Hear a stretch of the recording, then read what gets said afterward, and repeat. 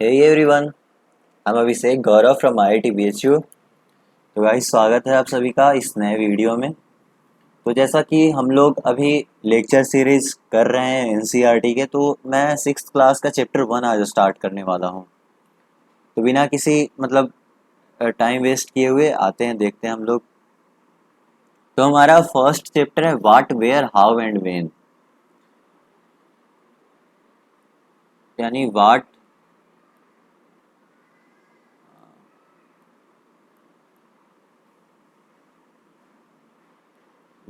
Where how and when.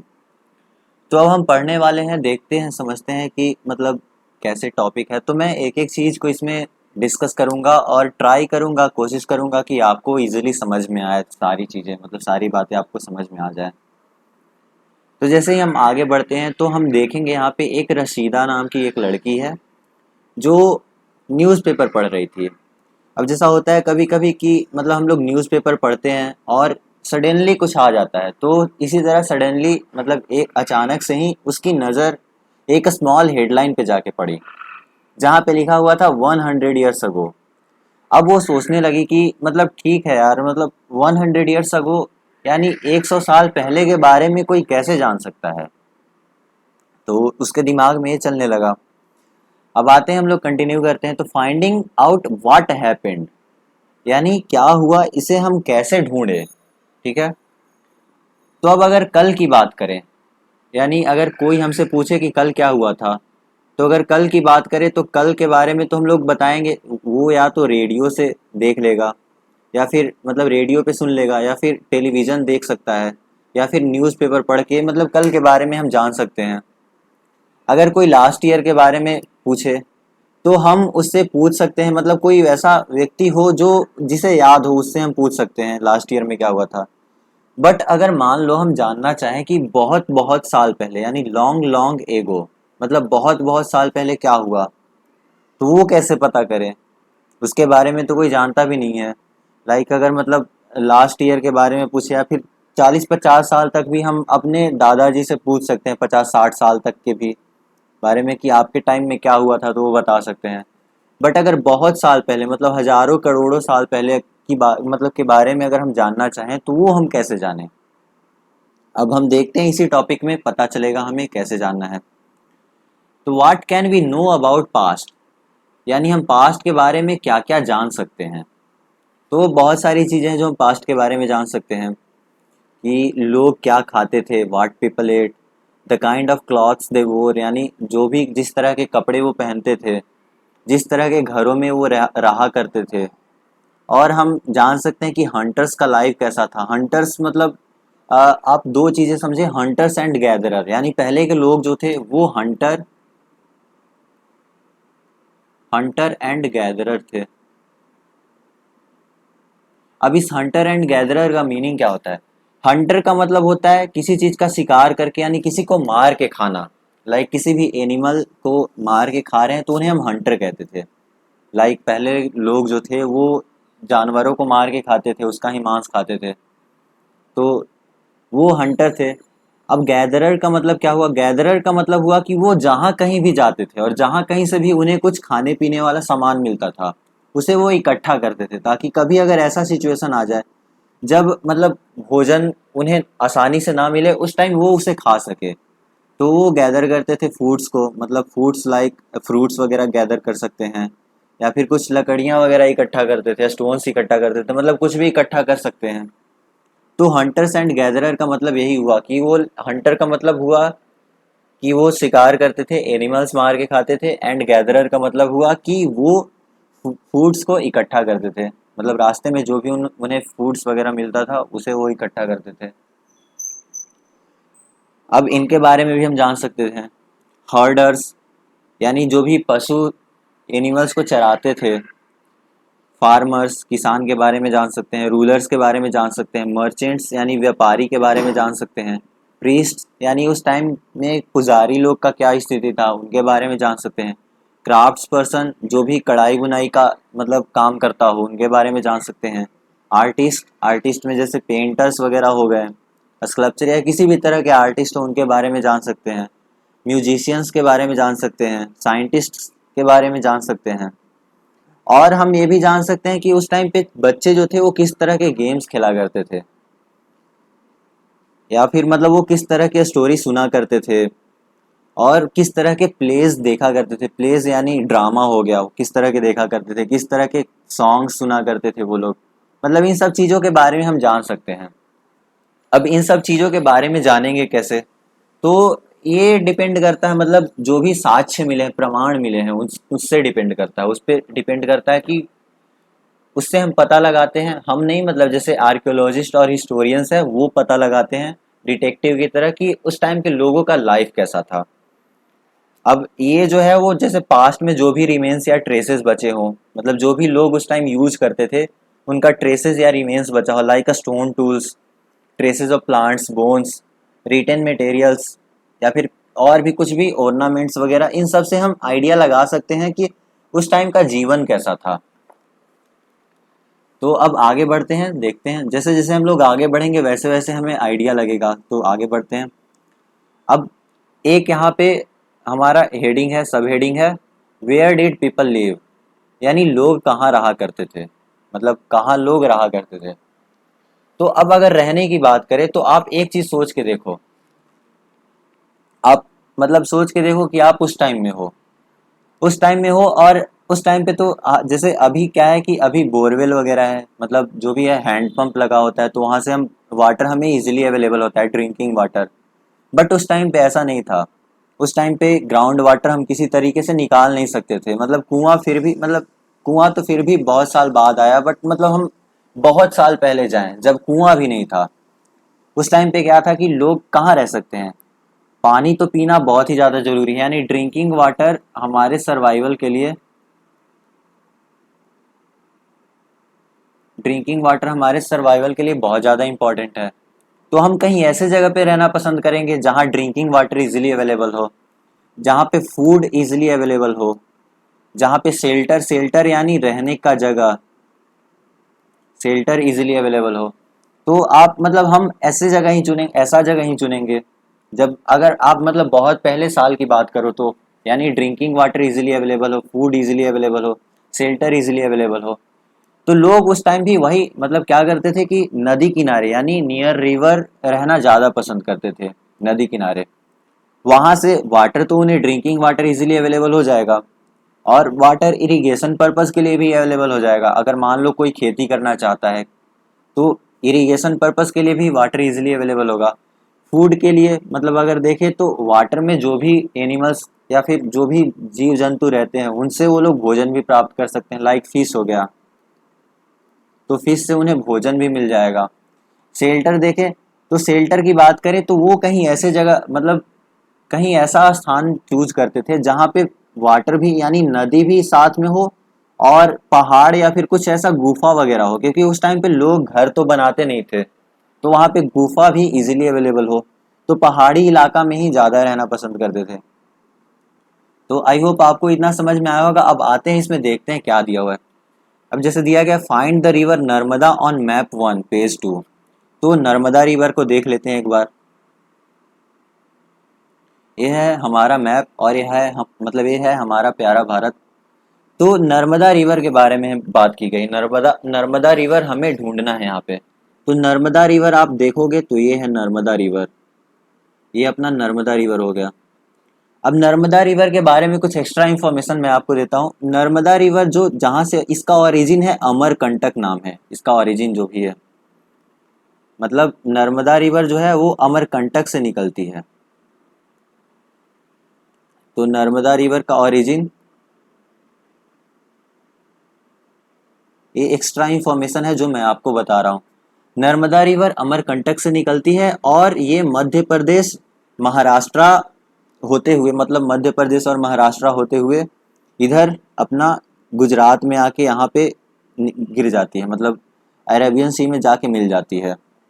मतलब Narmada river जो है, आप यहाँ पे देखोगे कि यहाँ से जैसे अमरकंटक से पहले इसका ओरिजिन हुआ, अमरकंटक से निकली, इधर मध्य प्रदेश में ट्रेवल करती है, और मैक्सिमम पोर्शन जो है वो मध्य प्रदेश में ही ट्रेवल करती है। फिर उसके बाद महाराष्ट्र में थोड़ा सा उसका पोर्शन है, महाराष्ट्र में थोड़ा सा ट्रेवल करती है, और गुजरात होके फिर यहाँ पे अरबियन सी में आके मिल जाती है।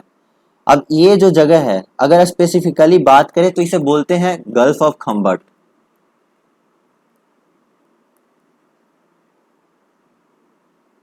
यानी इसे खंभात की खाड़ी बोलते हैं। तो ये जो नर्मदा रिवर है वो गल्फ ऑफ खम्बट में आके मिल जाती है। अब यहाँ पे एक चीज और ध्यान दे कि ये जो सोन रिवर है, मतलब नर्मदा रिवर और सोन रिवर दोनों का ओरिजिन अमरकंटक ही है, मतलब दोनों अमरकंटक से ही निकलती है। जैसे ये जो सोन रिवर अपना जा रहा है, ये यहाँ पे आके गंगा रिवर से आके मिल रही है, तो ये जो सोन रिवर है इसका भी ओरिजिन अमरकंटक ही है। तो क्या है कि एक मतलब नर्मदा रिवर इधर वेस्ट की तरफ निकल गई, और ये जो अपना सोन रिवर है वो फर्स्ट ऑफ ऑल तो नॉर्थ की तरफ ट्रेवल करती है, मतलब ऊपर की डायरेक्शन में गई, उसके बाद फिर ईस्ट की तरफ ट्रेवल करके गंगा रिवर में मिल जाती है। तो इस तरह से अपना इसके बारे में थोड़ा सा हमने जान लिया। अब आते हैं, नर्मदा रिवर हमने देख लिया, अब देखते हैं इसमें आगे क्या दिया हुआ है। तो यहाँ पे जो नर्मदा रिवर है उसके उसका जो बैंक है यानी उसका किनारा है, तो नर्मदा रिवर के आसपास में लोग बहुत सालों पहले से रह रहे हैं, मतलब हजारों साल पहले से रह रहे हैं।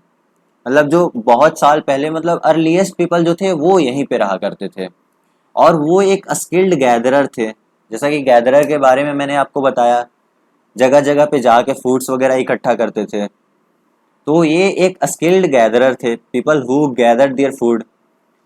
अब इन्हें मतलब प्लांट्स के वास्ट वेल्थ के बारे में बहुत ही ज़्यादा पता था, मतलब अच्छे से आइडिया था, क्योंकि ये वहीं पे रह ही रहे, फॉरेस्ट में रह रहे हैं।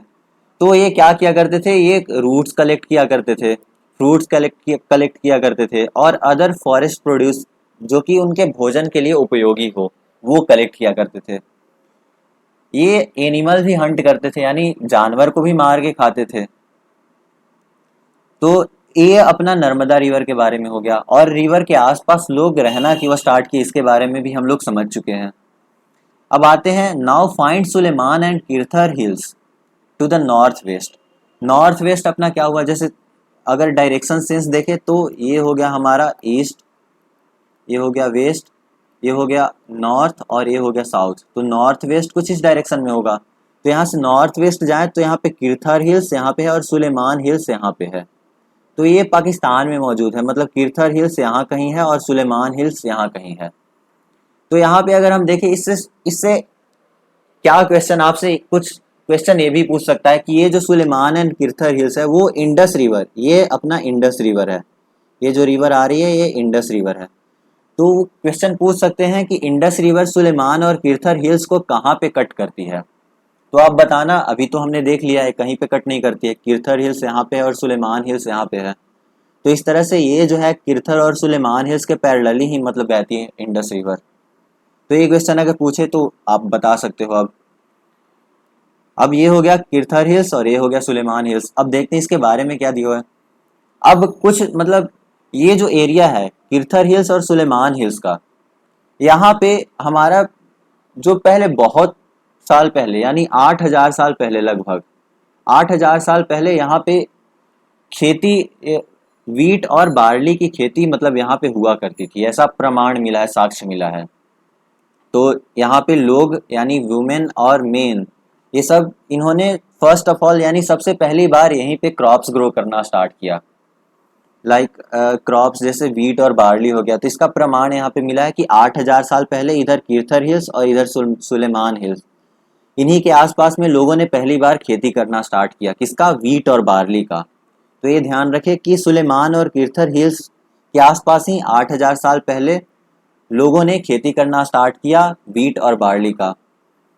लोग यहाँ पे रियरिंग ऑफ एनिमल्स लाइक सीप, गोट एंड कैटल, यानी पशुपालन भी किया करते थे, किसका, सीप का, गोट का और कैटल का। कैटल में आपका आएगा लाइक काऊ एंड बफेलोज वगैरह इस तरह का।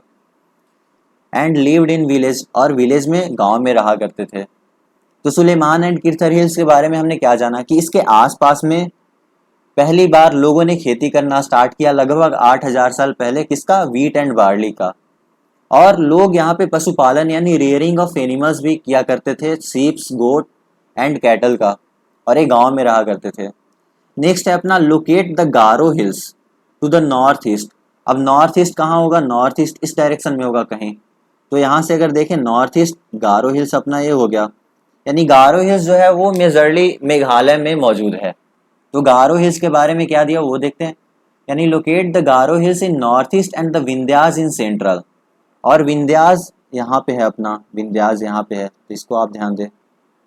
इसे मैं एक बार इरेज कर देता हूँ।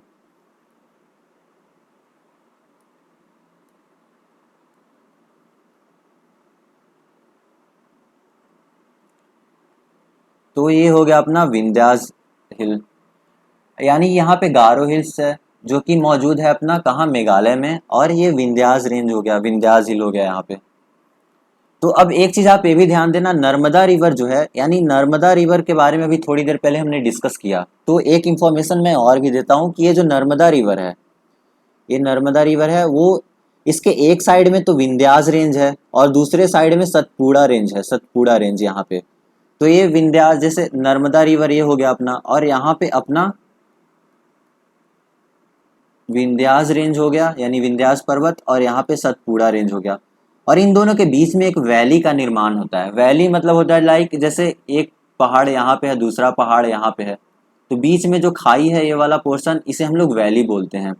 तो यहाँ पे बीच में वैली का निर्माण होता है और इसी वैली के थ्रू नर्मदा रिवर फ्लो करती है। तो एक इंफॉर्मेशन ये भी था जो मुझे आपको बताना था, तो इसे भी आप याद रखें। अब आते हैं यहाँ पे, हमें ढूंढने को बोला गया है गारो हिल्स और विंध्यास हिल। तो विंध्यास यहाँ पे हो गया।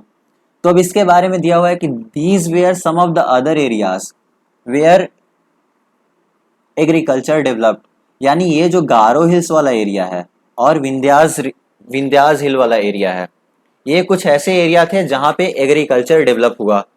और बात करें अगर विंध्यास के नॉर्थ की, मतलब ये जो राइस जो फर्स्ट ऑफ ऑल कहाँ ग्रो किया गया था, एक क्वेश्चन आपसे पूछा जा सकता है। तो राइस जो है वो विंध्यास रेंज, मतलब विंध्यास जो है इसके नॉर्थ में, यानी इधर कहीं इस वाले पोर्शन में राइस की खेती पहली बार की गई थी। राइस मतलब चावल या धान। तो धान की खेती फर्स्ट ऑफ ऑल विंध्यास के नॉर्थ में की गई थी। तो ये कुछ वैसा एरिया है, यानी विंध्यास और गारो हिल्स वाला रीजन कुछ ऐसा है जहाँ पे एग्रीकल्चर डेवलप हुआ था। और the place where rice was first grown are to the north of the Vindhyas. यानी विंध्यास के नॉर्थ में वो जगह है जहाँ पे राइस यानी चावल की खेती फर्स्ट पहली बार की गई थी। अब नेक्स्ट हमें बोला गया है trace the river Indus and its tributaries. अब ट्रिब्यूटरीज होता क्या है? Tributaries are a smaller rivers that flow into the larger river. यानी ट्रिब्यूटरीज वैसा रिवर होता है जो, मतलब छोटा रिवर होगा जो एक किसी लार्जर रिवर में जाके मिल जाती हो। अब देखते हैं, इसको भी समझ लेते हैं एक बार।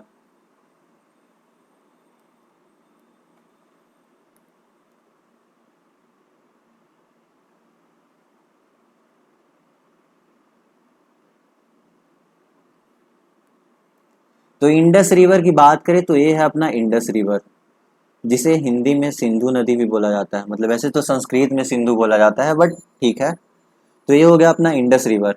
अब ट्रिब्यूटरीज क्या होगा? ट्रिब्यूटरीज वो छोटे छोटे नदी या नदियां जो भी हो, जो आपकी आकर किसी बड़े नदी में मिल जाती हो। लाइक ये जो सोन नदी है, ये भी गंगा रिवर की ट्रिब्यूटरीज है। क्यों? क्योंकि गंगा रिवर हमारा यहाँ से कुछ गंगा रिवर फ्लो करते हुए इधर इधर की ओर आते हुए और यहाँ पे चली जाती है। तो गंगा रिवर एक बहुत बड़ी नदी है, और सोन रिवर जो कि एक छोटी नदी है, यहाँ पे गंगा रिवर में आके मिल जाती है। उसी तरह झेलम रिवर, यानी ये अपना इंडस रिवर हो गया। यहाँ पे अगर देखें तो झेलम रिवर जो भी है एक छोटी नदी है जो कि इंडस रिवर में आके मिल रही है। सिमिलरली चेनाब, रावी, ब्यास, ये हो गया बीस जिसको भी बोल सकते हैं, और एक सतलज रिवर। ये सब रिवर मतलब इसके ट्रिब्यूटरीज हैं, किसके? इंडस रिवर के। इंडस रिवर ये हो गया और इसके ट्रिब्यूटरीज झेलम, चेनाब, रावी, ब्यास एंड सतलज हैं। तो ये सभी छोटी छोटी नदियां हैं जो आके इंडस रिवर में मिल जा रही है। तो इंडस रिवर के बारे में हमने देख लिया, इंडस रिवर हमें ढूंढने को कहा गया था।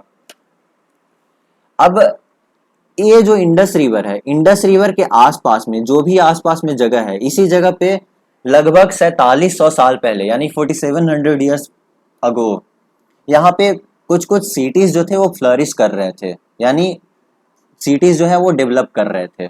लाइक इंडस वैली सिविलाइजेशन का आपने नाम सुना होगा।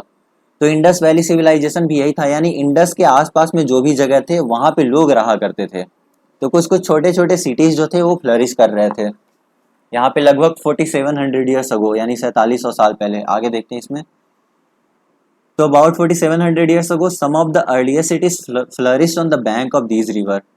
लेटर 2500 ईयर्स अगो, अब 2500 साल पहले, यानी आज से 2500 साल पहले, ये भी 4700 साल है, वो आज से 4700 साल पहले है। तो आज से अब से 2500 साल पहले गंगा रिवर के किनारे भी मतलब सिटीज डेवलप होना स्टार्ट हुए, और उसके ट्रिब्यूटरीज के आसपास भी, और सी कोस्ट के अलोंग भी। यानी ये जो सी कोस्ट वगैरह है इधर, ये सी कोस्ट हो गए। फिर गंगा रिवर, ये जो गंगा रिवर है इसके आसपास, दूसरा इनके जो ट्रिब्यूटरीज हैं उसके आसपास भी।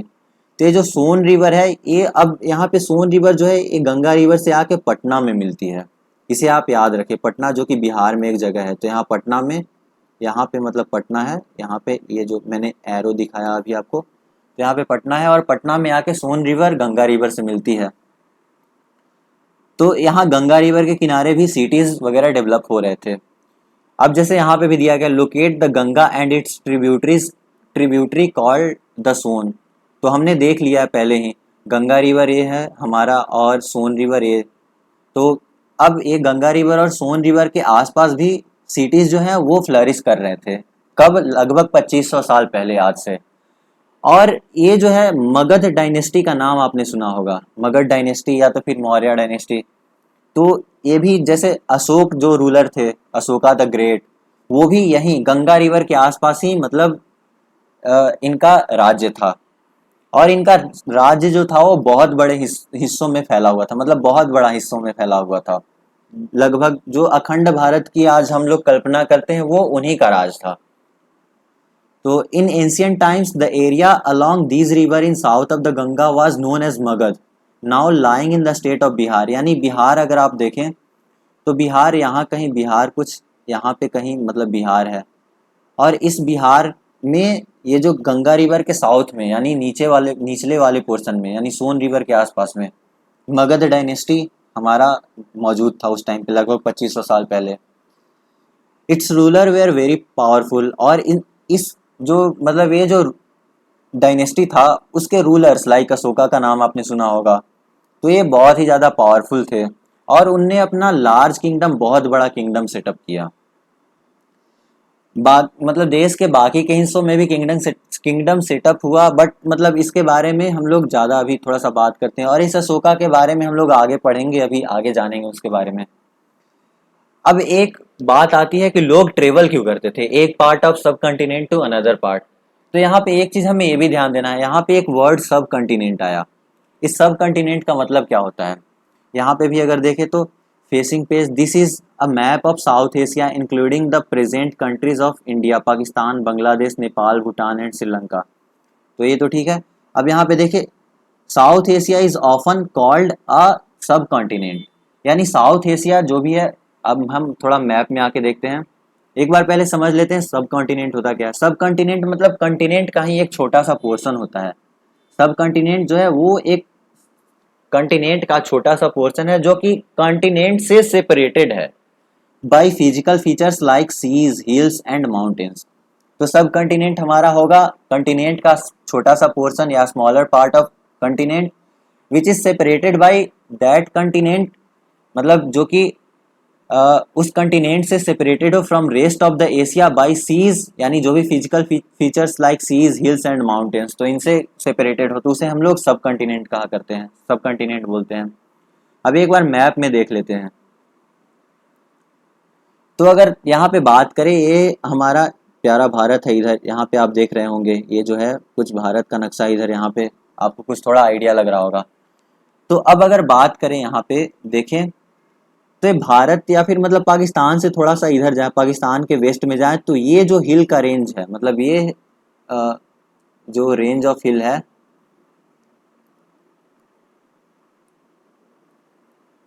आई होप आपको ये दिख रहा होगा। ये जो रेंज ऑफ हिल है ये है अपना हिंदू कुश पर्वत।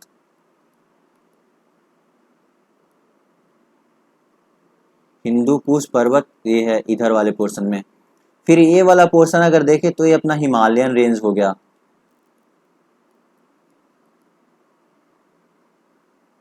ये हिमालयाज हो गया।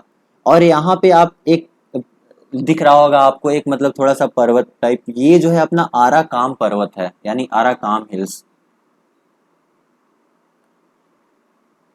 तो अगर बात करें इस छोटे से पोर्शन की, यानी ये जो पोर्शन है, और इधर तो हमारा समुद्र ही हो गया, यानी सी से ही सेपरेटेड है।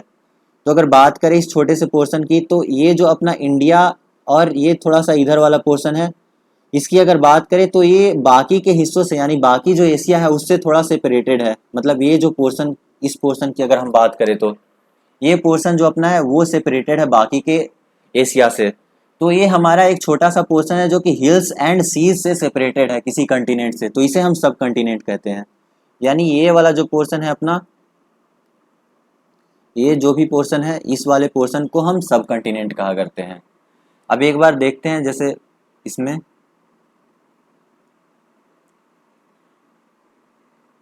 तो यहाँ पे अगर हम देखें तो इधर हमारा हिंदू कुश पर्वत है, यहाँ पे हिंदू कुश पर्वत है, इधर हिमालयन रेंज हो गया, और इधर अराकाम रेंज हो गया। यानी ये जो पोर्शन है यहाँ से अगर हम देखें, ये वाला पोर्शन बाकी के एशिया से सेपरेटेड है। तो इसमें कौन कौन सा, अगर आपसे पूछे कि इंडियन सब कंटिनेंट में आता क्या क्या है, तो इंडियन सब कंटिनेंट में अपना आएगा एक तो पाकिस्तान, पाकिस्तान यहाँ पे है। दूसरा इंडिया तो है ही। थर्ड बात अगर करें तो यहाँ पे नेपाल है, मतलब यहाँ पे कहीं थर्ड यहाँ पे नेपाल है। यहाँ पे अगर बात करें तो ये नेपाल हो गया। फोर्थ भूटान यहाँ पे आएगा। फिफ्थ यहाँ पे अपना बांग्लादेश आएगा। और सिक्स्थ यहाँ पे श्रीलंका आएगा, श्रीलंका भी सेपरेटेड है। और इससे थोड़ा नीचे पोर्शन में जाए तो मालदीव्स है, मतलब यहाँ पे मालदीव्स बहुत छोटा है जो कि मैप में भी वैसे नहीं दिखता है, आपको जूम करने पे ही दिखेगा। तो मालदीव्स भी अपना आता है इंडियन सब कंटिनेंट में।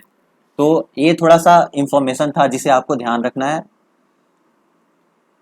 तो आई होप आप सब कंटिनेंट के बारे में समझ गए होंगे। अब देखते हैं कि एक सब कंटिनेंट में एक पार्ट से दूसरे पार्ट में लोग ट्रेवल किया करते थे। अब चूंकि हिल्स और high mountains including the Himalayas, desert, rivers and seas made journey dangerous. यानी ये जो हिल्स है, डिजर्ट है, यहाँ पे बात करें तो थार डिजर्ट यहाँ पे है, इस वाले पोर्शन में अगर देखें तो ये थार डिजर्ट हो गया। और इधर तो देखें तो सिर्फ पहाड़ियाँ ही हैं। और इधर इस वाले पोर्शन, नीचे नीचे वाले पोर्शन में अगर देखें तो ये सी से सेपरेटेड है। तो अगर देखें तो ये बहुत ही ज़्यादा जर्नी डिफिकल्ट था, मतलब डेंजरस जर्नी हो जाता है अगर आप एक जगह से दूसरे जगह में जाना चाहें तो। बट मतलब ये इम्पॉसिबल नहीं था, ये ध्यान देना है हमें। मतलब लोग एक जगह से दूसरे जगह ट्रेवल किया करते थे, ऑल द जर्नी जो था वो डेंजरस था, बट लोग एक जगह से दूसरे जगह ट्रेवल किया करते थे। इसलिए अब लोग जो थे, यानी मेन और वेमेन जो थे, वो ट्रेवल किया करते थे किस लिए, लिवलीहुड यानी लाइवलीहुड के तलाश में, यानी जीवन यापन के लिए जो भी उन्हें चाहिए उसकी तलाश में। फिर नेचुरल डिजास्टर्स से बचने के लिए। अब ये नेचुरल डिजास्टर्स क्या है, फ्लड्स हो गया, ड्राउट्स हो गया। फ्लड्स मतलब बाढ़ आ जाना, ड्राउट्स मतलब सूखा पड़ जाना। तो इस तरह के नेचुरल डिजास्टर से भी बचने के लिए वो लोग एक जगह से दूसरे जगह जाया करते थे। कभी कभी लोग जो थे वो आर्मी में मार्च किया करते थे। कंकरिंग अदर लैंड, यानी दूसरे लैंड्स को जीतते हुए आगे बढ़ते थे। लाइक अगर हम सिकंदर की बात करें, सिकंदर की अगर बात करें तो सिकंदर भी मतलब एक आर्मी लेके चलता था, घूमता था, और जहां जहां जाता था उस जगह को जीतते हुए आगे बढ़ता था। तो इस तरह लोग मतलब एक जगह से दूसरे जगह ट्रेवल कर सकते हैं। मर्चेंट्स, मर्चेंट्स मतलब होता है व्यापारी। तो व्यापारी ट्रेवल करते थे एक जगह से दूसरी जगह कैरावांस में। कैरावांस मतलब होता है एक तरह का आप गाड़ी समझ सकते हैं जिसपे लोग मतलब वैल्यूएबल गुड्स को रख के एक जगह से दूसरे जगह घुमा करते थे, ताकि जहाँ पे भी जाए वहाँ पे अपना सामान बेच सके। और फिर उनका कैरावान तो होता ही था, कैरावान में होता है कि वो लोग रह भी सकते हैं, मतलब सोने का भी व्यवस्था रहता है और सामान भी आप रख सकते हो। तो इस तरह से वो लोग एक जगह से दूसरे जगह घुमा करते थे सामान बेचने के लिए। रिलीजियस टीचर्स जो कि मॉन्क्स हो गए, मॉन्क्स भी एक जगह से दूसरे जगह, मतलब एक गांव से दूसरे जगह में जाया करते थे, एक शहर से दूसरे जगह में जाया करते थे। और जाते थे, आगे बढ़ते थे वो लोग, और एक जगह पे रुक के वो इंस्ट्रक्शंस देते थे लोगों को, एडवाइस दिया करते थे अपने रास्ते में जो भी उन्हें मिलता था। और फाइनली मतलब कुछ लोग एडवेंचर के लिए भी घुमा करते थे एक जगह से दूसरे जगह, जैसे इबन बतूता हो गया। इबन बतूता के बारे में आप जाके देखिएगा। इबन बतूता जो था वो एक अरब ट्रेवलर था, और वो भी मतलब जगह जगह घूम के अपने ट्रेवलॉग में वहां का जो भी कंडीशन होता था उसे डिस्क्राइब करता था। ट्रेवलॉग मतलब होता है यात्रा वृतांत, यानी अगर जैसे आजकल लोग कहीं जाते हैं तो वो व्लॉग बनाते हैं, मतलब वीडियो बना के पोस्ट करते हैं। उसी तरह पहले के टाइम में लोग क्या करते थे कि एक जगह से दूसरे जगह घूमने जाते थे और वहां पे जो भी उन्हें मतलब जो भी वहां का सिचुएशन होता था उसे एक बुक में लिखते थे, लिखा करते थे। तो इस तरह से इबन बतूता जैसे ट्रेवलर थे जो कि मतलब एडवेंचर के लिए घुमा करते थे, एक जगह से दूसरे जगह को में जाकर देखना चाहते थे कि वहाँ पे क्या नया है, discover new and exciting places, मतलब अलग अलग जगह को डिस्कवर करना, इसलिए लोग घुमा करते थे।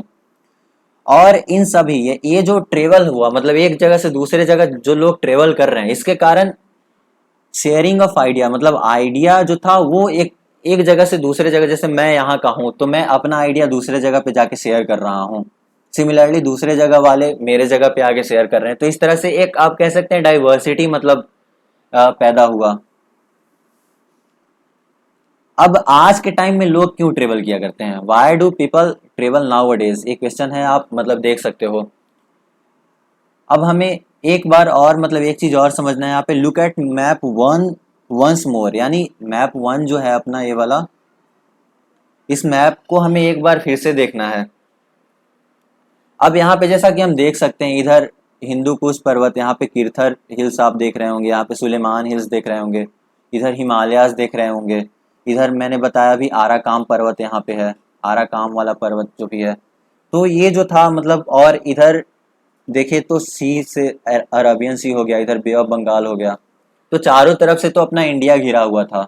मतलब ये जो पहाड़ पर्वत और सीज जो थे वो नेचुरल फ्रंटियर का काम करते थे। फ्रंटियर मतलब सीमा होता है, तो ये नेचुरल फ्रंटियर का काम करते थे और इसे पार करना बहुत ही मुश्किल होता था, बट फिर भी लोग पार किया करते थे, मतलब एक जगह से दूसरे जगह जाया करते थे। तो आते हैं अब, मतलब ये जो डिफिकल्ट तो होता ही था बट फिर भी लोग जो जाना चाहते थे वो मतलब माउंटेन्स को भी क्रॉस करके, सीज को क्रॉस करके, नेचुरल फ्रंटियर्स को क्रॉस करके आगे बढ़ते थे और इस मतलब सब कॉन्टिनेंट में आके सेटल हुआ करते हैं। अब आगे देखते हैं एक बार। तो ये जो मूवमेंट था लोगों का, इसने हमारे कल्चर को और ट्रेडिशन को और भी ज़्यादा समृद्ध बना दिया। मतलब एक जगह से दूसरे जगह लोग आ रहे हैं तो वहाँ का जो भी कल्चर या ट्रेडिशन होगा वो लेकर आ रहे होंगे। अब यहाँ पे अगर आकर सेटल हो गए तो उनने अपना कल्चर हमें बताया, हमें समझाया, मतलब जैसा कि वो लोग अपना कल्चर हमें सिखाएंगे, सिखाएंगे क्या, जैसे वो लोग यहाँ पे आ रहे हैं तो अब वो पुराने तरीके से नए चीज़ को करना स्टार्ट किया उन्होंने। यानी जैसे मतलब यहाँ पे आएंगे तो यहाँ का तो कल्चर कुछ और ही होगा, मतलब जैसे भारत में आए वो लोग तो भारत में आके यहाँ का कल्चर कुछ अलग है और वो जिस भी कंट्री से आ रहे हैं वहाँ का कल्चर कुछ अलग है। तो अब क्या करेंगे कि भारत में यानी इंडिया में जो भी चीज़ें हो रही हैं वो चीज़ें उन्हें करना है, बट वो अपना पुराना तरीका तो एकदम से भूल नहीं सकते हैं। तो इंडिया में जो भी चीज़ें हो रही हैं उसे वो पुराने तरीके से ही कर रहे हैं। और इस तरह से हमारा ट्रेडिशन और कल्चर जो है वो इंटरमिक्सिंग, मतलब mixing of new and old culture and tradition, आप एक तरह से समझ सकते हैं कि जो भी हमारा इंडिया में हमारा जो भी ट्रेडिशन था उसमें उनका ट्रेडिशन या फिर कल्चर आके मिक्स हो गया और इस तरह से हमारा जो ट्रेडिशन और कल्चर है वो और भी ज़्यादा समृद्ध हो गया। तो उनने क्या क्या शेयर किया, new ideas new ways share किए, किसके, कार्विंग ऑफ अ स्टोन, यानी स्टोन को कार्व करने का नया तरीका बताया उनने। कंपोजिंग म्यूजिक, यानी म्यूजिक में भी जो भी कंपोजिशन होगा, यानी इंडिया में कुछ और भी कुछ और तरीके से म्यूजिक को हम लोग सुन रहे हैं, बना रहे हैं, म्यूजिक कंपोज कर रहे हैं, बट वो लोग कुछ और तरीके से कर रहे हैं। अब वो लोग जब आए तो दोनों का इंटरमिक्सिंग हो के कुछ नया ही म्यूजिक कंपोज हो गया। तो इस तरह से इसमें भी डाइवर्सिटी आ गया। Even cooking food over several hundreds of year, तो इस तरह से मतलब डाइवर्सिटी या फिर हमारा कल्चर समृद्ध हुआ। वो कुछ और खाना खाया करते थे, हम कुछ और खाना खाया करते हैं, बट वो आके हमारा भोजन बना रहे अपने तरीके से, तो इस तरह से हमारा कुकिंग भी इन रिच, मतलब इसमें भी डाइवर्सिटी आ गया। तो आई होप इतना आपको समझ में आया होगा। अब नेक्स्ट आगे बढ़ते हैं, नेम्स ऑफ द लैंड, यानी हमारा देश इंडिया जो है उसका नाम कैसे पड़ा।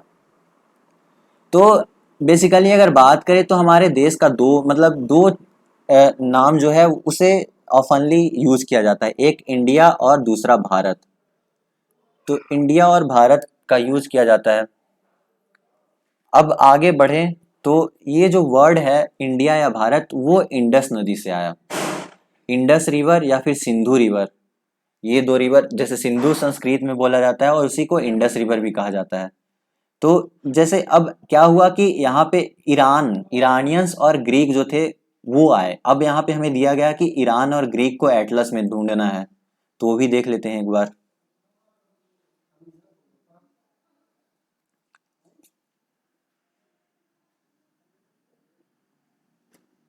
अब यहाँ पे देखिए, ये है हमारा प्यारा भारत, इसे आप देख रहे होंगे, ये है हमारा प्यारा भारत। यहाँ पे ये इंडिया का मैप सही नहीं दिखाया गया, ये जो पीओके है इसे पाकिस्तान में दिखाया गया है, बट ये है अपना इंडिया का ही पोर्शन, तो इसे आप थोड़ा इग्नोर करना। अब ये हो गया अपना इंडिया। यहाँ इंडिया से थोड़ा वेस्ट में अगर जाएंगे आप, यानी इधर, तो ये नॉर्थ वेस्ट में अपना पाकिस्तान है। अब इस पाकिस्तान से इधर जाएं, पाकिस्तान के वेस्ट में जाएं, तो यहाँ आपको ईरान दिखेगा, यानी ये वाला जो कंट्री है वो ईरान है, ये कंट्री ईरान है। और यहाँ से और थोड़ा इधर जाएं तो यहाँ पे आपको टर्की दिखेगा, ये टर्की है। और टर्की से थोड़ा सा इधर आइएगा तो ये जो छोटा सा जो कंट्री दिख रहा है ये है ग्रीक, यहाँ पे ग्रीक लिखा हुआ आपको दिख रहा होगा। तो यहाँ पे ईरान हो गया, ये वाला पोर्शन ईरान हो गया, और ये वाला पोर्शन ग्रीक हो गया। तो ये आपको आई होप दिखा होगा, समझ में आया होगा। अभी इसे मैं एक बार मिटा देता हूँ ताकि आपको फिर से दिखा दूँ। तो ये है इंडिया, ये ईरान है, और ये जो है ये ग्रीक है। तो हमने देख लिया ईरान और ग्रीक का मैप, देख लिया कहाँ पे क्या क्या है। अब नेक्स्ट आते हैं, इसमें क्या दिया गया है वो समझ लेते हैं।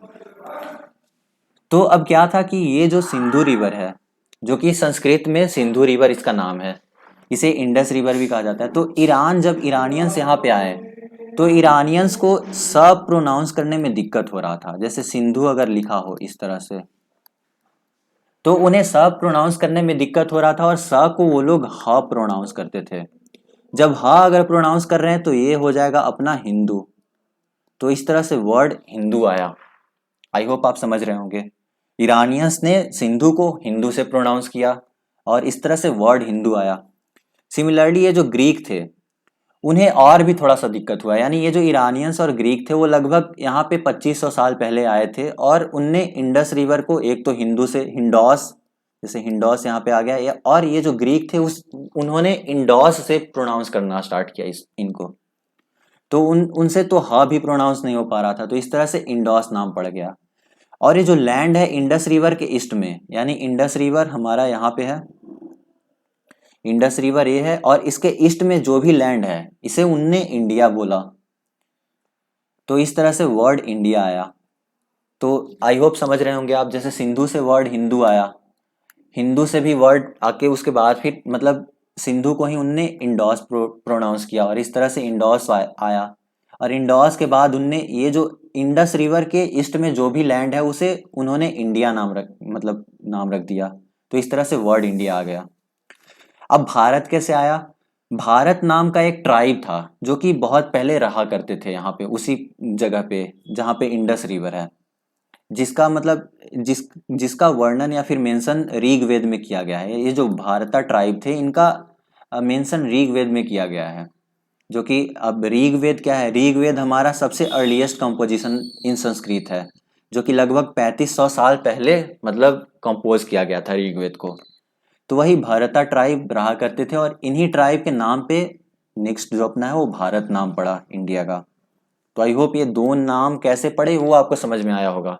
फर्स्ट ऑफ ऑल ईरानियंस जो थे उनने सिंधु को हिंदू प्रोनाउंस किया, और जो ग्रीक थे वो इंडोस प्रोनाउंस किया, और उनने बोला कि जो इंडस रिवर के ईस्ट वाले पोर्शन में जो भी लैंड है उसका नाम उन्होंने इंडिया रख दिया। नेक्स्ट जो भारता है वो भारत जो है वो आया था भारता ट्राइब से, जिनका मेंशन किया गया है ऋग्वेद में। अब ये ऋग्वेद जो है वो सबसे अर्लीस्ट कंपोजिशन है हमारा संस्कृत लिटरेचर का, अगर देखें तो, जो कि लगभग 3500 साल पहले मतलब कंपोज किया गया था, और इस तरह से इस देश का नाम पड़ा। अब आते हैं, देखते हैं फाइंडिंग आउट अबाउट पास्ट, यानी पास्ट के बारे में हम अब देखते हैं किस तरह से पास्ट के बारे में हम जानते हैं, समझते हैं, वो एक बार समझते हैं। तो यहाँ पे there are several ways of finding out about the past, यानी बहुत सारे तरीका है, मतलब बहुत सारे तरीकों से हम लोग अपने पास्ट के बारे में जान सकते हैं। बट एक जो कॉमन तरीका है मतलब जो बहुत ही ज़्यादा कॉमन है, वो है read books that were written long ago, यानी बहुत साल पहले जो भी किताबें लिखी गई हो उसे पढ़ के हम लोग अपने पास्ट के बारे में जान सकते हैं। अब उस टाइम तो प्रिंटिंग प्रेस वगैरह तो कुछ था नहीं, तो लोग जो थे वो हाथ से ही लिखते थे। तो ये एक वर्ड आएगा अपना मैन्युस्क्रिप्ट्स। मैन्युस्क्रिप्ट्स क्या होता है? मैन्युस्क्रिप्ट्स होता है वो हैंड रिटन मतलब बुक या फिर जो भी हो नोट्स। तो हैंड रिटन बुक होगा जो जो कि लिखा गया है, मतलब बहुत साल पहले लिखा गया है। अब ये मैन्युस्क्रिप्ट जो है वो वर्ड मनु जो है, मैनु यहाँ पे है, वो एक लैटिन वर्ड है जिसका मतलब होता है हैंड। तो इस तरह से हम समझ सकते हैं कि मैन्युस्क्रिप्ट हैंड रिटन होता था। अब यूजुअली इन्हें पाम लीफ पे लिखा जाता था या फिर एक स्पेशली प्रिपेयर्ड बार्क, बार्क मतलब होता है पेड़ का छाल, स्पेशली प्रिपेयर्ड बार्क पे भी लिखा जाता था, जिसे हम लोग बर्च कहते हैं। मतलब वो जो ट्री है, जिस ट्री से ये बार्क निकाला जाता था उसका नाम बर्च है, जो ग्रो होता है कहाँ? हिमालयाज में। तो इस तरह से ये जो मैन्युस्क्रिप्ट्स थे वो लिखा जाता था पाम लीफ पे और बार्क पे लिखा जाता था। अब बहुत सालों तक अगर देखें, मतलब ये बहुत साल पहले की बात है, तो इतने सालों तक कभी कभी क्या होता था कि कीड़े मकोड़े, मतलब कीड़ा मकोड़ा के द्वारा उन्हें खा लिया जाता था, यानी उन्हें डिस्ट्रॉय कर दिया जाता था। दूसरा तरीका है कि उन्हें डिस्ट्रॉय कर दिया जाता था। लाइक अगर हम नालंदा यूनिवर्सिटी की बात करें तो उसमें भी बहुत सारे मतलब बुक्स वगैरह रखे हुए थे।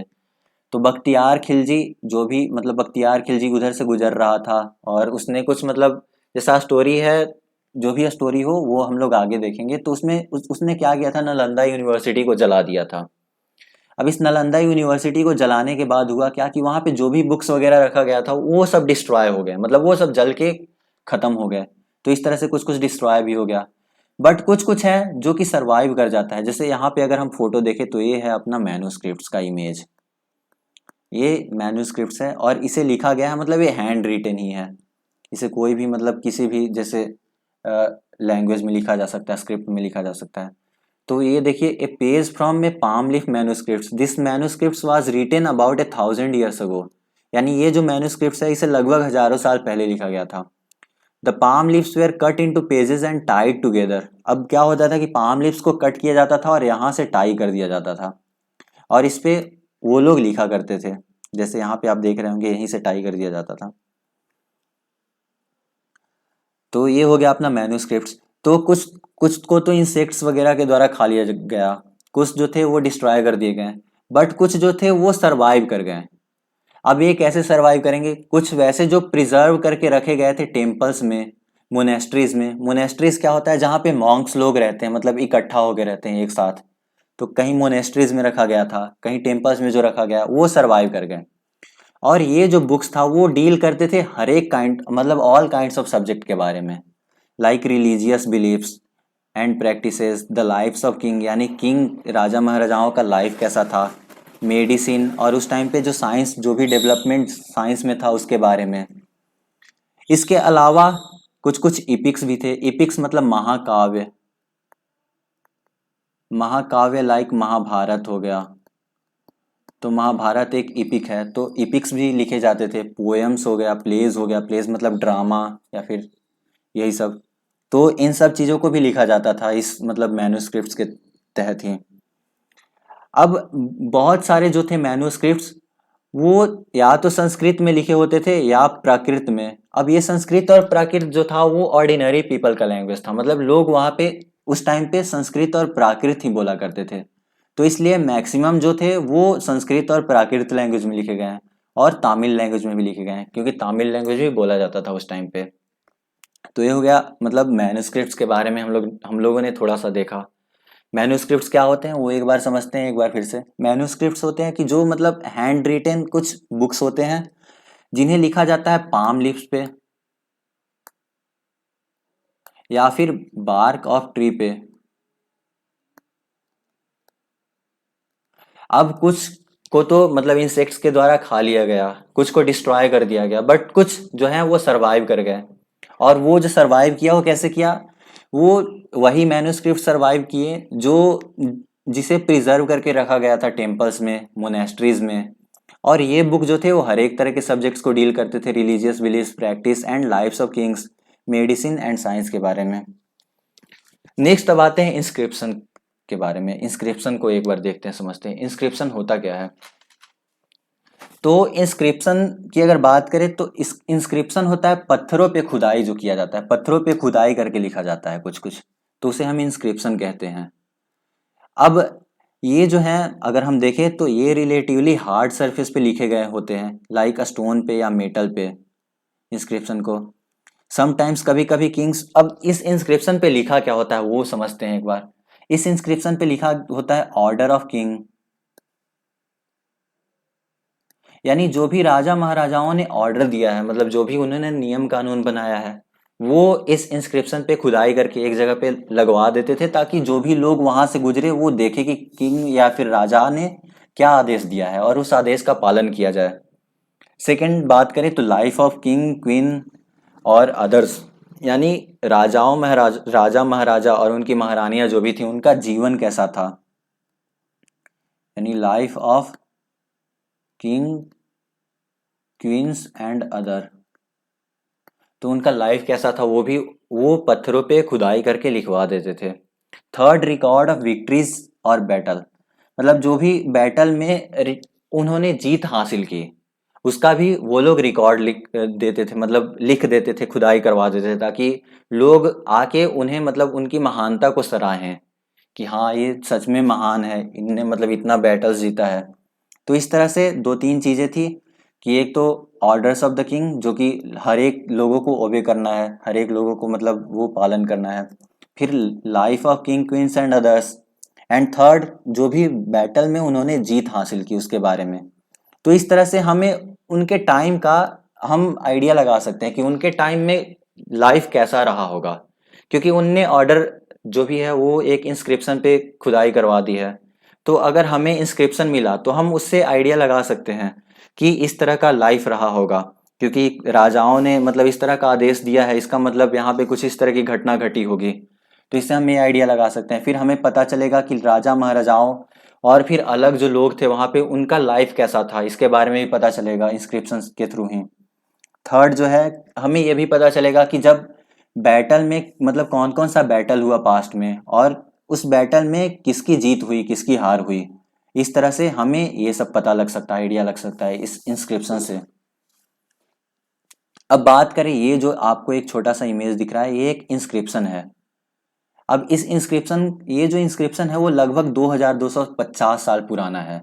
मतलब ये जो इंस्क्रिप्शन है वो 2250 साल पुराना है, और ये पाया गया है कांदाहार में, जो कि आज के अफगानिस्तान में मौजूद है। और इस पे ये जो इंस्क्रिप्शन है वो अशोका के द्वारा इंस्क्राइब कराया गया था इस पे। अब आप मतलब अशोका के बारे में 8th चैप्टर में पढ़ेंगे तो उसके बारे में तो वहाँ पे हम लोग डील करेंगे, अच्छे से समझेंगे। तो ये जो इंस्क्रिप्शन है आप 2250 साल पुराना है, जो कि कांदाहार में मिला है, जो कि आज के अफगानिस्तान में है। और इसको इसकी खुदाई जो मतलब ये जो इंस्क्रिप्शन है इस पे इंस्क्राइब कराया गया है अशोका के द्वारा। अब आपको एक चीज़ समझना है, मतलब यहाँ पे थोड़ा अच्छे से समझना है, इसको अच्छे से समझते हैं। स्क्रिप्ट जो होता है वो लेटर्स और साइन से बने होते हैं, कोई भी स्क्रिप्ट हो। अगर हम बात करें, जैसे अभी मैं हिंदी में आपको समझा रहा हूँ, तो हिंदी में जैसे मेरा नाम अभिषेक है,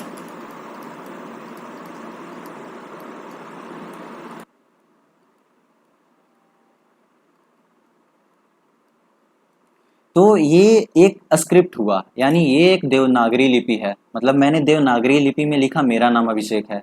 इसे मैं ऐसे भी तो लिख सकता हूँ, मेरा नाम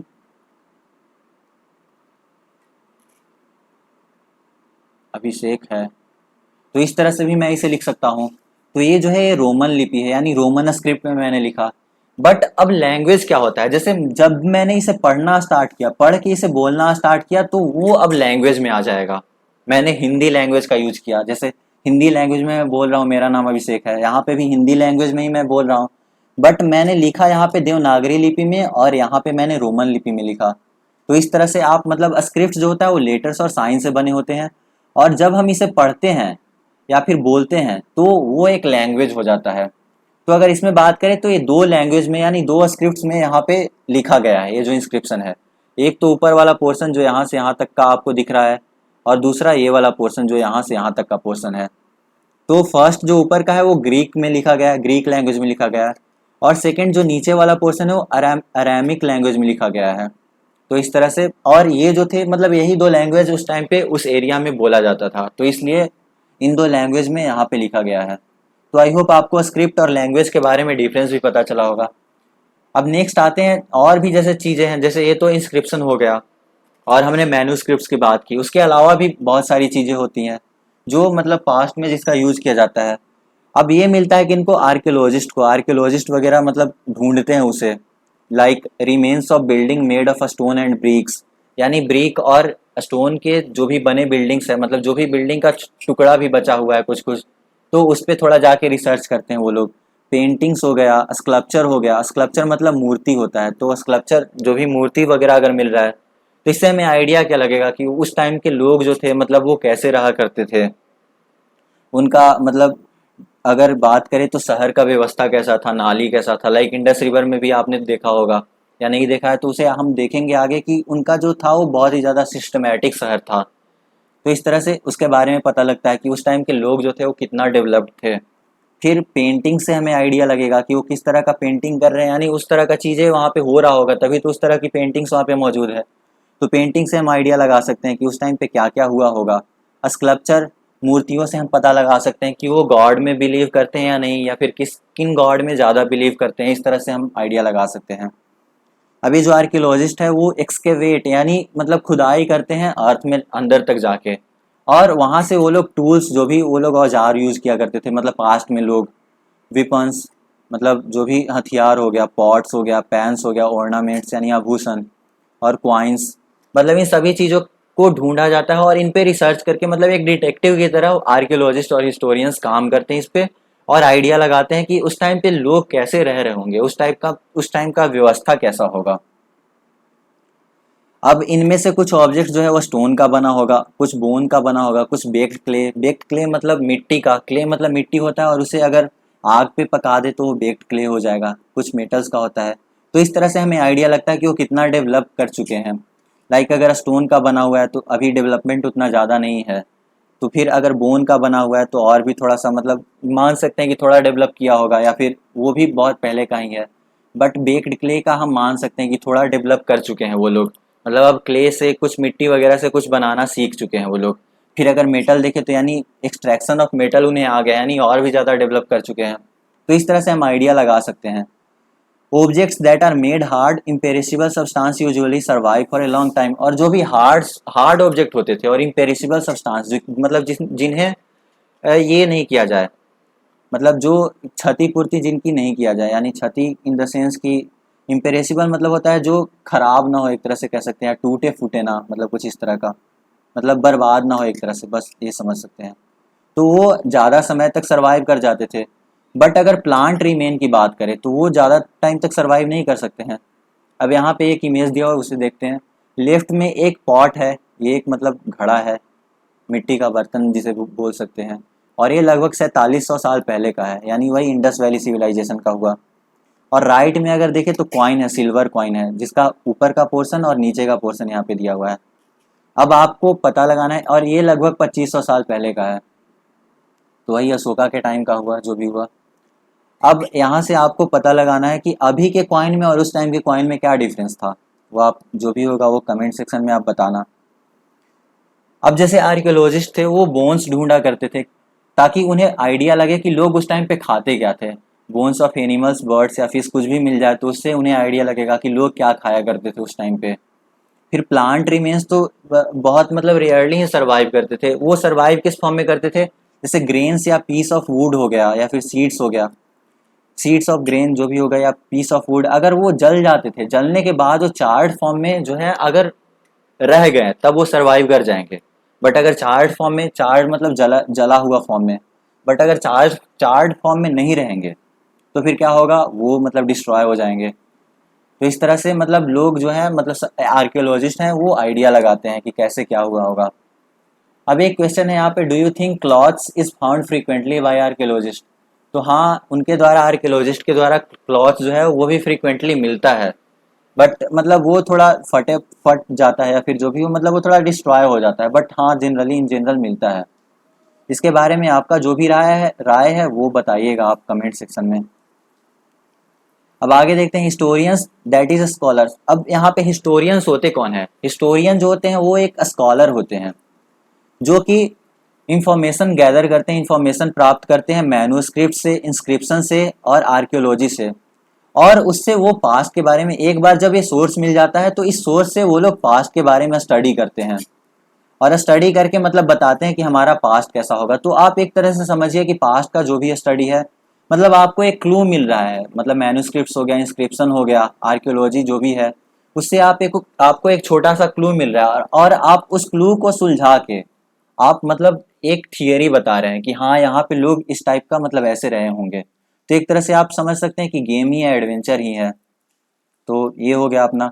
और इस तरह से वो रिकंस्ट्रक्ट करते हैं धीरे धीरे करके, बिट बाय बिट करके, यानी एकदम से ही तो उन्हें, जैसे मान लो कि उन्हें कोई क्लू मिला तो उससे एकदम से तो आइडिया नहीं लगा सकते हैं कि यहाँ पे क्या होगा। अब एक छोटा सा क्लू मिला, उससे फिर उसके बाद उन्हें दूसरा क्लू मिलेगा, फिर तीसरा ट्रेस मिलेगा, इस तरह से वो छोटा छोटा चीज उन्हें मिलेगा और उससे वो लोग आइडिया लगाते हैं।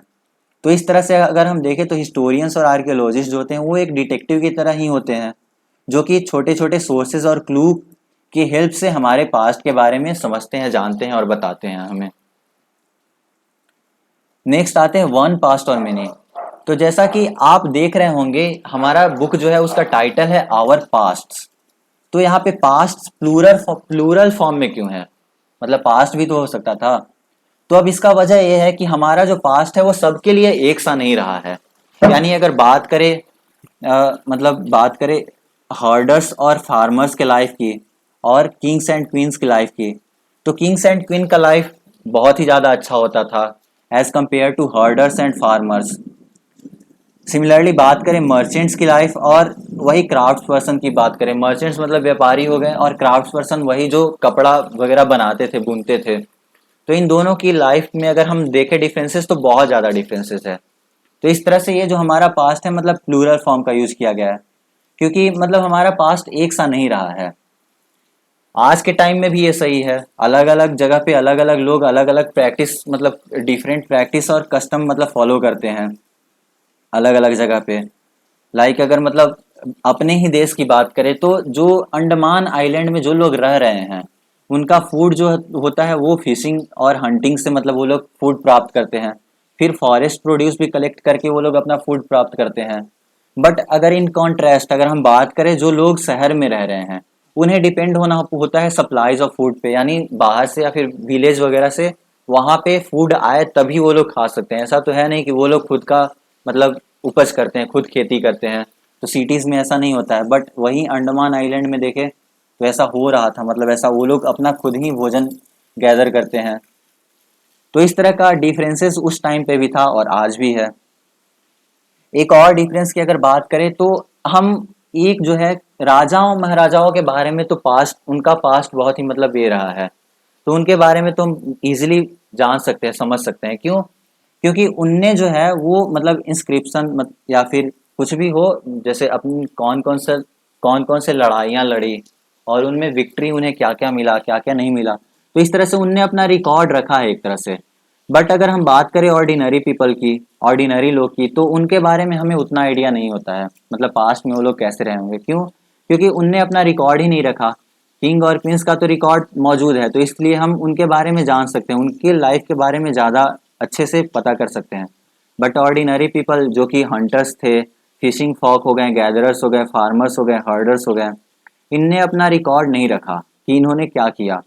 तो इसलिए हम इनके बारे में उतना मतलब हमें इंफॉर्मेशन नहीं मिल पाता है जितना हम किंग्स और क्वींस के बारे में जान पाते हैं। नेक्स्ट अब आते हैं व्हाट डू डेट मीन्स। अब डेट का मतलब क्या होता है तो इसे समझते हैं एक बार।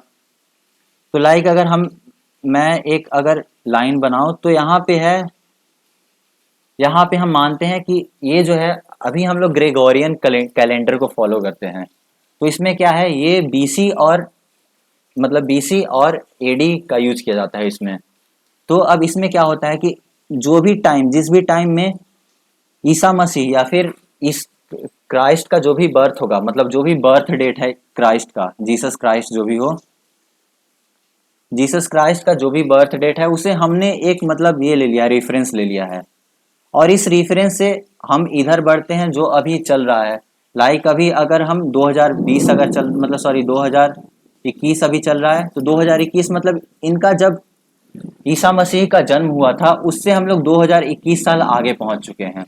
यानी अगर इसको हम नंबर लाइन पे जीरो डिनोट करें तो हम यहाँ से 2021 साल आगे बढ़ चुके हैं। सिमिलरली बीसीई क्या होता है कि बिफोर क्राइस्ट। बीसी मतलब होता है बिफोर क्राइस्ट, यानी क्राइस्ट का जब जन्म हुआ था, यानी ईसा मसीह का जब जन्म हुआ था उससे पहले। तो इससे पहले हम इधर मूव कर रहे हैं, तो इसमें क्या होगा कि अब हम यहाँ पे जैसे मान लो कि अगर हमें यहाँ से 500 साल इधर मूव किया, तो यहाँ से 500 बीसी लिखेंगे हम लोग, यहाँ पे 500 बीसी हो जाएगा। यानी यहाँ से 500 साल प्लस यहाँ से लगभग 2000 साल, तो ये हो गया अपना। अगर यहाँ से मूव करें तो यहाँ से लगभग 2500 साल पहले हो गया। तो आई होप आपको ये समझ में आया होगा, यही चीज़ है यहाँ पे भी। तो अगर कोई आपसे पूछता है कि डेट क्या होगा, तो आप वही डे मंथ और ईयर बताएंगे, 2000 एंड समथिंग जो भी हो। लेकिन ये जो है वही बर्थ ऑफ जीसस क्राइस्ट जो भी है उससे ही मतलब उसी को हम लोग रेफरेंस लेके चलते हैं, जो कि क्रिश्चियनिटी के फाउंडर थे जीसस क्राइस्ट। सो 2000 मीन्स 2000 साल after the birth of Christ, यानी क्राइस्ट का बर्थ यहाँ पे हुआ तो यहाँ से 2000 साल इधर।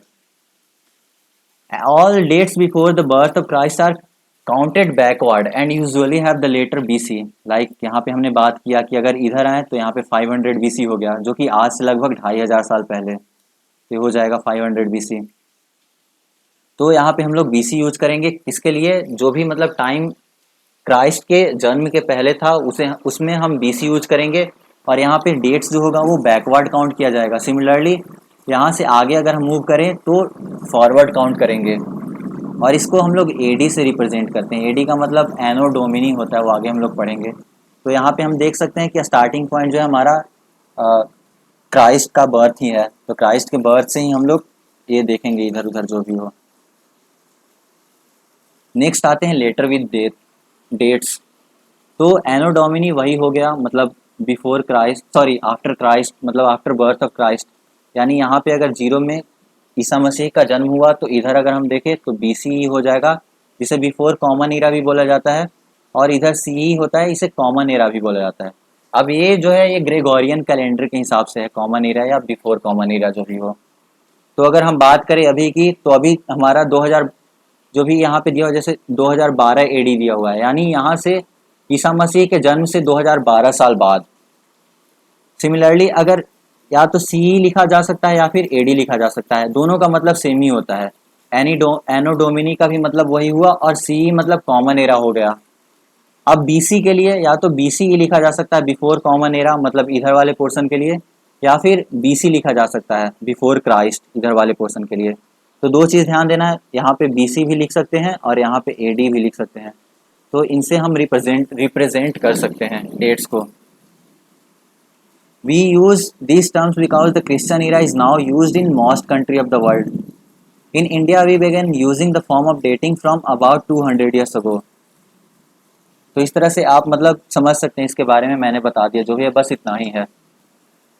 नेक्स्ट अब आते हैं डिसाइफरमेंट के बारे में समझते हैं। डिसाइफरमेंट होता क्या है। तो अब डिसाइफरमेंट क्या होता है, जैसे बहुत साल पहले लोग अलग स्क्रिप्ट यूज किया करते होंगे, जो कि जरूरी नहीं है कि उनकी सभ्यता, मान लो कि कोई डिजास्टर वगैरह आ गया उसके कारण उनकी सभ्यता खत्म हो जाती है, तो हमें कोई बताने वाला भी नहीं कि उनके सभ्यता में क्या होता था। तो हमें क्या करना होगा, अगर हमें कोई वैसा मतलब इंस्क्रिप्शन वगैरह मिल रहा है तो हमें क्या करना होगा, उसी से हमें आइडिया, खुद से ही आइडिया लगाना होगा, क्योंकि हमें बताता तो कोई है नहीं। तो जो भी इंस्क्रिप्शन लिखे जाते थे हार्ड सरफेस पे, वो मतलब बहुत साल, सेवरल 100 ईयर्स को लिखे गए हैं, जो कि अभी कोई बताने वाला है नहीं। और इनमें जो होता है स्क्रिप्ट्स और लैंग्वेज दोनों होता था। तो language which are used as well as scripts जो भी हो, वो समय के हिसाब से चेंज होगा। अब समय के हिसाब से जब चेंज होगा तो हम उसके बारे में ज़्यादा समझ नहीं पाएंगे। तो अब क्या करते हैं, स्कॉलर जो होते हैं वो उस पर क्या इंस्क्राइब किया गया है उसके बारे में मतलब कैसे समझते हैं, वो होता है एक प्रोसेस डिसाइफरमेंट के थ्रू। अब डिसाइफरमेंट में यही होगा कि जो भी यहाँ पे लिखा गया है वो लैंग्वेज से वो मतलब आइडिया लगाएंगे। लाइक अगर बात करें यहाँ पे, जैसे कि ये यहाँ पे अगर देखें तो एक लायन का फोटो है, तो यहाँ से वहाँ का जो भी लैंग्वेज होगा वो इसका फर्स्ट लेटर एल था, तो एल से रिप्रेजेंट किया गया, तो यहाँ पे भी एल से ही लिखा जाएगा, मतलब इसका मतलब एल ही होगा। इसकी बात करें तो यहाँ पे ओ अगर है तो इसका मतलब यहाँ पे भी ओ ही है। सिमिलरली इसकी बात करें तो यहाँ पे आई है, इसका मतलब तो यहाँ पे भी आई ही है। तो इस तरह से वो डिटेक्टिव की तरह आइडिया लगाते हैं, और यही प्रोसेस जो होता है वो डिसाइफरमेंट होता है। अब एक जो मतलब मोस्ट फेमस स्टोरी है डिसाइफरमेंट का, वो रोजेटा का है। रोजेटा एक नॉर्थ कोस्ट मतलब इजिप्ट, रोजेटा जो है वो इजिप्ट में जगह एक मौजूद है, जो कि इजिप्ट को अगर हम देखना चाहें तो वो भी मैं आपको दिखा देता हूँ वर्ल्ड मैप पे। जैसे यहाँ पे अपना है इजिप्ट, ये अपना इजिप्ट हो गया, जैसे ये अफ्रीका हो गया, और जैसे पूरा अफ्रीका हो गया, और ये अफ्रीका का नॉर्थ पोर्शन हो गया। अब नॉर्थ पोर्शन में ही इजिप्ट यहाँ पे मौजूद है, यहाँ पे इंडिया है, इसको आप समझ लें, यहाँ पे इंडिया है और यहाँ पे इजिप्ट है। तो इस तरह से बात करें तो मतलब रोजेटा का एक बहुत ही ज़्यादा इंटरेस्टिंग स्टोरी है। तो वहाँ पे भी क्या हुआ था कि वहाँ पे 3 अलग अलग लैंग्वेज में एक इंस्क्रिप्शन मिला, जिसपे 3 अलग अलग स्क्रिप्ट्स और लैंग्वेज में लिखा गया था। अब लोगों को पता तो है नहीं कि क्या है, लेकिन स्कॉलर्स ने मतलब उसे समझना स्टार्ट किया। और इस तरह से जैसे उसमें 3 अलग अलग जो लैंग्वेज था, वो एक ग्रीक लैंग्वेज में लिखा था और 2 इजिप्शियन फॉर्म में लिखा गया था। तो इस तरह से ग्रीक लैंग्वेज तो उन्हें पता था, तो अब वो क्या किए, ग्रीक लैंग्वेज से ही मतलब उसका आइडिया लगाना स्टार्ट किया, जैसे यही हो गया इसमें ही। तो ग्रीक लैंग्वेज से ही आइडिया लगाना उन्होंने स्टार्ट किया, और बाकी के लैंग्वेज के बारे में उन्होंने पता किया। तो उससे उन्होंने फिगर आउट किया कि वो जो नाम लिखा है वो किंग्स और क्वीन का मतलब नाम लिखा गया उस पे, जिसे उनने कॉर्टस या फिर कॉर्टस बोला। ठीक है, मतलब जिसे कार्टस बोला जाता है। अब उसके बाद उन्होंने ग्रीक और इजिप्टियन साइन को साइड बाय साइड रखा, लाइक यहीं पे अगर देखें तो इजिप्टियन साइन इसे हम देख लें, और ग्रीक साइन जो भी होगा मतलब उसको साइड बाय साइड रख के, और उससे उन्होंने आइडेंटिफाई किया sounds for which Egyptians letter stood, यानी जो भी साउंड मतलब किस तरह से इजिप्टियन लेटर यहाँ पे क्या हो सकता है वहाँ पे। और इस तरह से जैसे लायन स्टूड फॉर एल, जैसा मैंने अभी आपको बताया, बर्ड स्टूड फॉर ए, मतलब उनके लैंग्वेज में ग्रीक लैंग्वेज में ए से कुछ होता होगा, तो ए से हुआ। और इस तरह से उन्होंने पता लगाया जो भी होगा। तो ये हो गया अपना फर्स्ट चैप्टर, बट बस इतना ही था इसके बारे में। आई होप आपको मतलब अच्छे से थोड़ा समझ में आया होगा। जहाँ पे समझ में ना आए मतलब जो भी आपको लगे कि थोड़ा दिक्कत हुआ यहाँ पे, तो उस बारे में आप बोल सकते हैं, बता सकते हैं। मतलब कंस्ट्रक्टिव क्रिटिसिज्म हो तो मुझे अच्छा लगेगा, मैं उसके बारे में थोड़ा सा ध्यान दूंगा, उस पर वर्क करूंगा। आई होप आपको अगर वीडियो अच्छा लगे तो मतलब चैनल को सब्सक्राइब कर ले और वीडियो को लाइक कर देना, बाकी दोस्तों को भी रिकमेंड कर लें। Thanks for watching.